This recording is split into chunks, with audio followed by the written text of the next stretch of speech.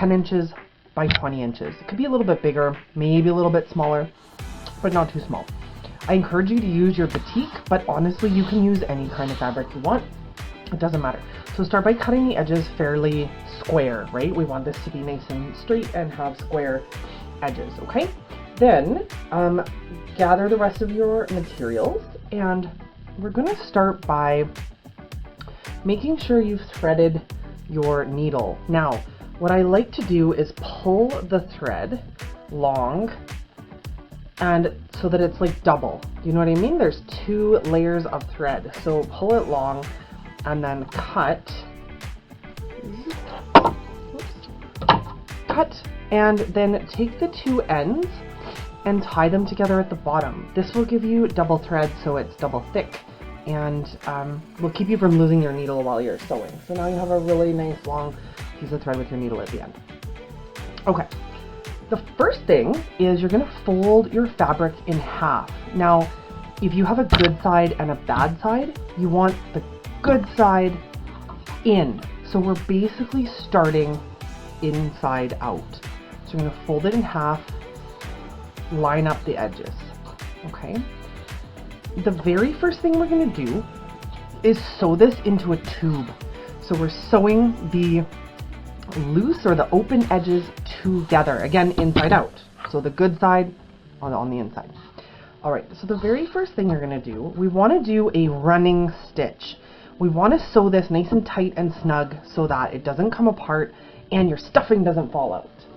So start on one end, make sure it's lined up, and poke the needle through and pull it until you get kind of to the end. Now we want to make a knot. If we just leave this loose, the thread can pull right through.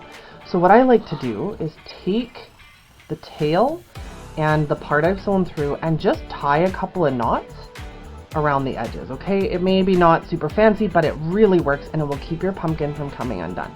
Okay, so do a couple of knots. Now when I pull on this, it's not going anywhere. All right, now we're going to do a running stitch along this side. And out of the fabric, and you want to leave, you know, about a pinky's width along the edge. So up and then down, and we want to go really close together. Don't make a stitch this big. We want to go really nice and close together. So down through the fabric.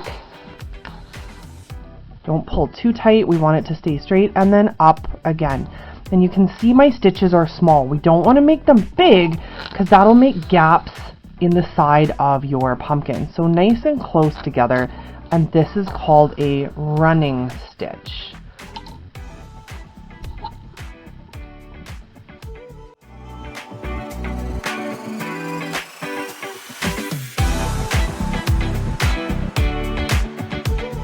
Make sure again your stitches are really small like this and close together, because when we work on this later, we don't want to have any big gaps in the side where we've sewn. So nice and close. Now, don't pull too hard, because if you do, your fabric is going to bunch up, and we don't want that. So we want it to be nice and flat. So don't pull too hard.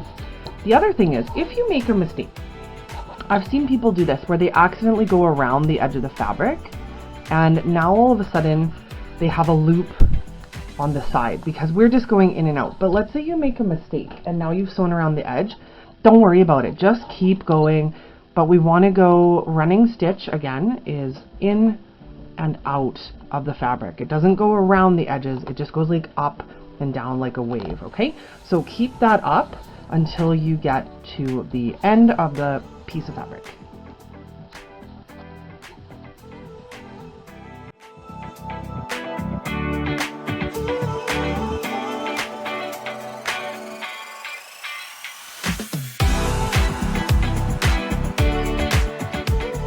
The other end, we want to tie a matching knot, just like we did at the beginning, just again so that this doesn't come unraveled. It's really important. So take your thread, and I like to this time go around and poke it through and then pull it through the loop. Just make a knot. It doesn't have to be fancy, but we want to make a knot, and I like to do that twice, like a double knot, just to make sure it's going to be nice and secure. So pull it around through the loop and pull it tight, And then you can trim your thread, and you've got your piece of fabric tied or sewn into a tube.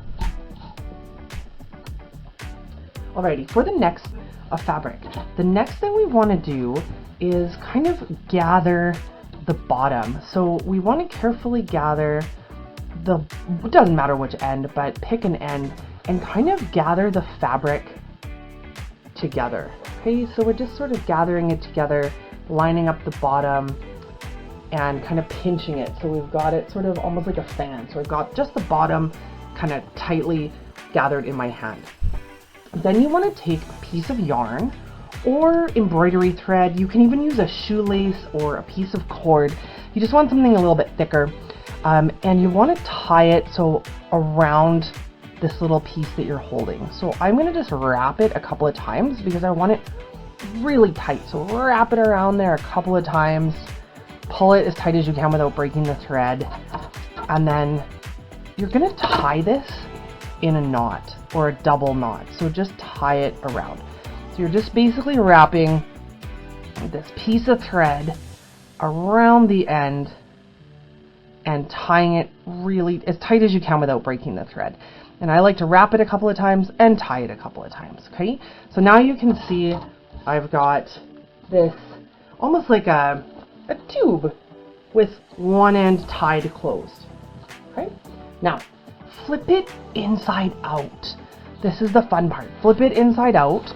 So now your good fabric, the good side of your fabric, is on the outside. So we've made, and kind of poke out the bottom. Poke out the bottom. Kind of flatten it out gently. Stick your hands in and kind of bloop, straighten it out. Now you can see the bottom where inside is where I've tied that little piece together. So that's going to be in the inside now. Now, the next step is to use a different kind of stitch. And this kind of stitch is called a basting stitch. And it's wider and looser than the running stitch we used for the side. So I take my needle and thread, and it doesn't really matter where you start. This time, I'm not going to tie a knot, and you're going to see why. So poke the needle through, and you want to go, same thing, back and forth, in and out through the fabric. But this time we can go a lot wider and a lot farther apart. So in and out, in and out, in and out with the fabric, and pull your thread. We just don't want to lose the tail. We don't want to lose the tail. So, but you can see how apart the stitches are compared to my first stitch. So you can make it bigger. Just don't pull so hard that the thread comes through and you have to start over. So keep the tail just kind of to the side. And you're going to do this basting stitch all the way around, in and out, in and out, in and out. And you're going to do this all the way around the edge of the top of this open tube. Okay, so I'm going to do that and pull, pull, pull, but gently pull because we don't want to lose our tail. Okay, and you can see again, my stitches are nice and fat and wide, nice and loose, because what we're doing is creating the top of the pumpkin.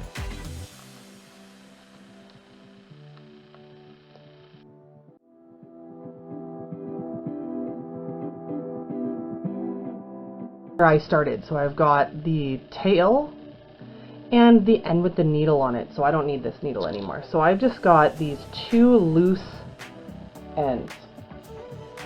Now the next step is to stuff our pumpkin. So if you have stuffing, go ahead and use it. You can use anything to stuff your pumpkin. You can use plastic bags, scrap pieces of fabric, you can use paper towel, you can use, oh my goodness, anything. I am going to use some newspaper because that's what I have. So crumple up some newspaper or any nice and plump pumpkin. So fill it with stuffing. Use whatever you've got. Remember those two loose ends I just did for the basting stitch?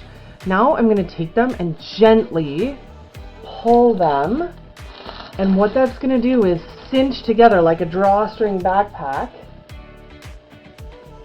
gently, because I don't want to break the strings, gently, gently, gently pull them. I'm going to squish my paper until the whole top of the pumpkin is nice and closed up. And then I'm going to take those two tails, and now I'm going to tie them in a knot to keep it closed, like a shoelace. So nice and tight. We don't want much of a hole in the top, so gently, because you don't want to break your thread. But tight, tight, tight. Tie it a couple of times, like a shoelace. Double knot. And one more for luck. Boom. There we go. Now you can cut the loose ends. Goodbye.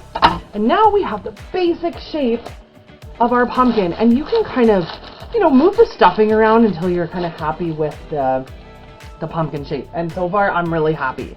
So now we can move on to the next step.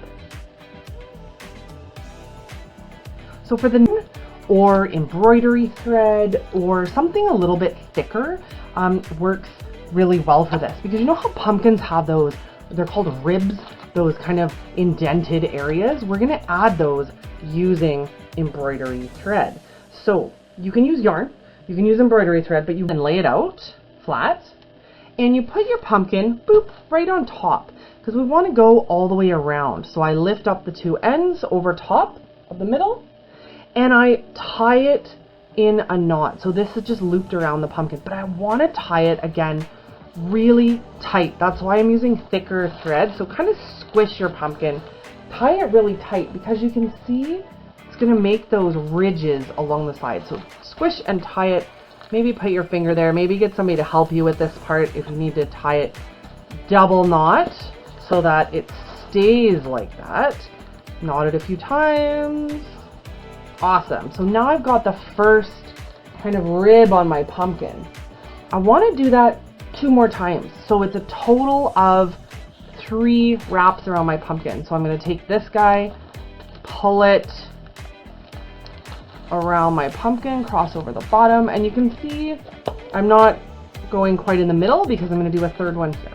So pull, wrap around your pumpkin, pull, and again I like to tie it at the top just so it doesn't slide around or come undone.